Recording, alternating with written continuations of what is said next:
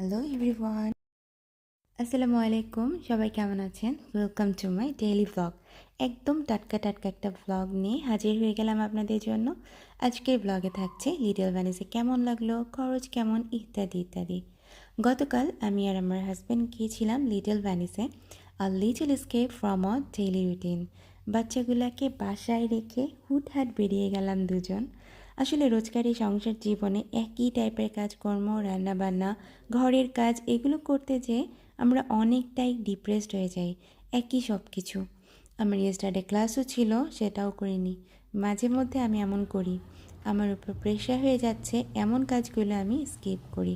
আগে মনের take care করা দরকার, পরে সব কিছু। কী বলেন আপনারা? তো কালকের দিনটা ছিল তেমনই। ইয়েস্টারডে ছিল 33 ডিগ্রি সেন্টিগ্রেড, মানে বাসার ভিতরে যত গরম আর কি। বাইরে কিন্তু বাতাস বেশ ঠান্ডা ছিল, একটুও খারাপ লাগছিল না। বাকুর বিশেষত্ব কিন্তু এটাই।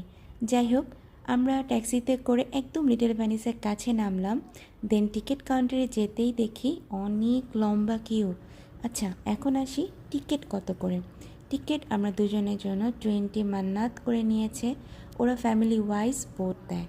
আমরা বাচ্চাদের নিয়ে গেলেও 20 মান্নাতই কিন্তু নিত, আর ইন্ডিভিজুয়ালি 5 মান্নাত করে নেয় শুনেছিলাম। কিন্তু ফরেনারদেরকে তারা সেপারেট বোর্ড দিচ্ছিল কাল, যেটা আমি দেখলাম। যাই হোক, আমাদের বোট চালক উনি ইংলিশ বলতে পারছিল। উনি নিজেই আমার হাজব্যান্ডকে বলে, আমি তোমাদের ছবি তুলে দিই, বি রোম্যান্টিক, তোমার ওয়াইফকে পিছন থেকে ধরো।